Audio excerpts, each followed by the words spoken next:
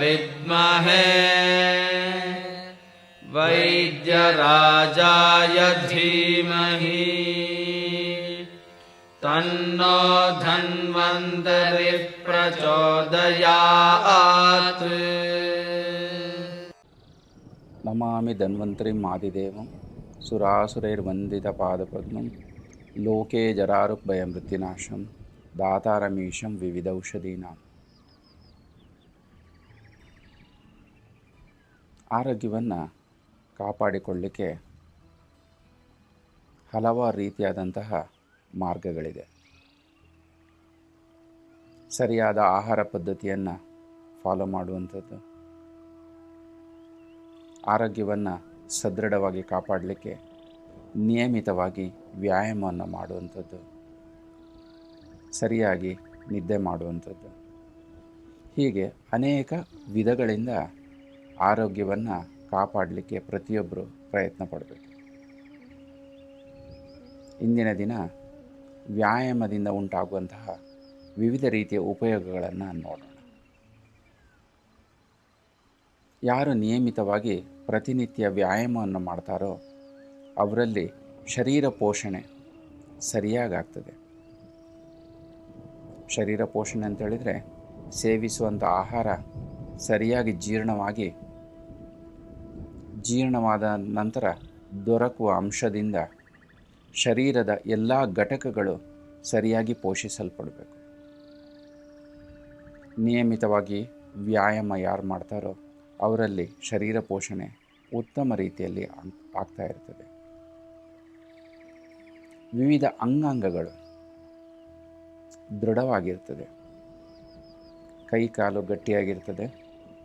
ಶರೀರದಲ್ಲಿರುವಂಥ ವಿವಿಧ ಅವಯವಗಳ ಅಂಗಾಂಗಗಳ ದೃಢತೆಯು ಸಹ ಉತ್ತಮ ಮಟ್ಟದಲ್ಲಿರ್ತದೆ. ಯಾವ ವ್ಯಕ್ತಿಯು ನಿಯಮಿತವಾಗಿ ವ್ಯಾಯಾಮ ಮಾಡ್ತಾನೋ ಅವನಲ್ಲಿ ಒಂದು ವಿಶೇಷವಾದ ಕಾಂತಿ ಅಥವಾ ಹೊಳಪು ಇರ್ತದೆ. ಆರೋಗ್ಯವನ್ನು ಇದು ಸೂಚಿಸ್ತದೆ.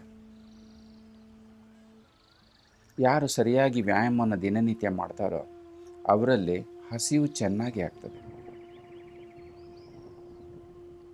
ಬೆಳಿಗ್ಗೆ ತಿಂಡಿ ತಿಂದು ಮಧ್ಯಾಹ್ನ ಊಟ ರಾತ್ರಿ ಊಟ ಮಾಡಿಕೊಂಡು ಯಾವುದೇ ರೀತಿಯಾದಂಥ ಶರೀರದ ಚಟುವಟಿಕೆಗಳು ಮಾಡಿಲ್ಲ ಅಂತೇಳಿದರೆ, ವ್ಯಾಯಾಮ ಮಾಡಿಲ್ಲ ಅಂತೇಳಿದರೆ ಹಸಿವು ಸರಿಯಾಗಿ ಆಗದೆ ತಿಂದಿರುವಂಥ ಆಹಾರವು ಸರಿಯಾಗಿ ಜೀರ್ಣವಾಗುವುದಿಲ್ಲ. ವ್ಯಕ್ತಿಯಲ್ಲಿ ಆಲಸ್ಯ ಜಡತೆಗಳಿದ್ದಾಗ ವ್ಯಾಯಾಮವನ್ನು ನಿಯಮಿತವಾಗಿ ಮಾಡಿದಾಗ ಈ ಆಲಸ್ಯ ಅಥವಾ ಜಡತೆ ಹೇಳುವಂಥದ್ದು, ಮನಸ್ಸಿನ ಆಲಸ್ಯ ಹಾಗೂ ಜಡತೆ ಹೇಳುವಂಥದ್ದು ಸಹ ಈ ವ್ಯಾಯಾಮದಿಂದಾಗಿ ದೂರ ಆಗ್ತದೆ. ಕೆಲ ವ್ಯಕ್ತಿಗಳು ಶರೀರ ಭಾರ ಅಂತೇಳಿ ಹೇಳ್ತಾ ಇರ್ತಾರೆ. ಅದು ತೂಕ ಜಾಸ್ತಿ ಇರುವ ಕಾರಣ ಸಹ ಇರ್ಬೋದು. ವ್ಯಾಯಾಮವನ್ನು ಮಾಡಿದಾಗ ಶರೀರದ ಭಾರ ಹೇಳುವಂಥ ಅನಿಸಿಕೆ ಕಮ್ಮಿಯಾಗಿ ಲಾಘವತೆ ಅಥವಾ ಹಗುರತೆ ಹೇಳುವಂಥದ್ದು ಆ ವ್ಯಕ್ತಿಯಲ್ಲಿ ಉಂಟಾಗ್ತದೆ. ಒಂದು ಆರೋಗ್ಯವಂತನಾಗಿರುವಂಥ ಭಾವನೆ ಸಹ ವ್ಯಕ್ತಿಯಲ್ಲಿ ಕಂಡುಬರ್ತದೆ. ಇನ್ನು ಚಳಿಗಾಲ ಬಂದಾಗ ಕೆಲವಾರು ವ್ಯಕ್ತಿಗಳು ತಕ್ಷಣವೇ ನೆಗಡಿ, ಕೆಮ್ಮು, ಕಫ ಇತ್ಯಾದಿಗಳನ್ನು ಹೊಂದ್ತಾರೆ. ಬಿಸಿಲು ಬಂದ ತಕ್ಷಣ ತುಂಬ ದಣಿವಾಗ್ತದೆ, ಬಾಯಾರಿಕೆ ಆಗ್ತದೆ, ವ್ಯಕ್ತಿಯಲ್ಲಿ ಸುಸ್ತುಂಟಾಗ್ತದೆ. ಇನ್ನು ಸ್ವಲ್ಪ ಕೆಲಸ ಮಾಡಿದ ತಕ್ಷಣ ಕೆಲವು ವ್ಯಕ್ತಿಗಳಲ್ಲಿ ದಣಿವಾಗ್ತದೆ. ಯಾವುದೇ ರೀತಿಯಾದಂತಹ ಒಂದು ಕೆಲಸ ಮಾಡಬೇಕನ್ನುವಂಥ ಒಂದು ಉತ್ಸಾಹ ಸಹ ಇರುವುದಿಲ್ಲ.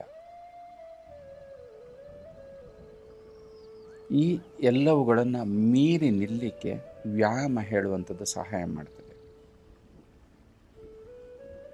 ವ್ಯಾಯಾಮವನ್ನು ನಿಯಮಿತವಾಗಿ ಪ್ರತಿನಿತ್ಯ ಮಾಡಿದಾಗ ವ್ಯಕ್ತಿಯು ಚಳಿಗಾಲದಲ್ಲೂ ಸಹ ತನ್ನ ಶಕ್ತಿಯನ್ನು ಅಧಿಕವಾಗಿ ಹೊಂದಿರುವುದರಿಂದ, ಸೆಕೆಗಾಲದಲ್ಲೂ ಸಹ ಶಕ್ತಿಯು ಅಧಿಕವಾಗಿರುವುದರಿಂದ ಈ ಚಳಿಗಾಲ ಹಾಗೂ ಬೇಸಿಗೆಗಾಲದಿಂದ ಯಾವುದೇ ರೀತಿಯಾದಂತಹ ಒಂದು ಶರೀರ ದೌರ್ಬಲ್ಯತೆ ಅಥವಾ ಒತ್ತಡವನ್ನು ಹೊಂದುವುದಿಲ್ಲ. ದಣಿವು ಹಾಗೂ ಬಾಯಾರಿಕೆಗಳನ್ನು ಸಹ ಸಹಿಸಲಿಕ್ಕೆ ಈ ವ್ಯಕ್ತಿಯು ಸಮರ್ಥನಾಗಿರ್ತಾನೆ. ಈ ರೀತಿಯಾಗಿ ಈ ಎಲ್ಲ ಉಪಯೋಗಗಳನ್ನು ಹೊಂದಲಿಕ್ಕೆ ಪ್ರತಿಯೊಬ್ಬ ವ್ಯಕ್ತಿಯು ನಿಯಮಿತವಾಗಿ ವ್ಯಾಯಾಮವನ್ನು ಮಾಡಬೇಕಾಗ್ತದೆ.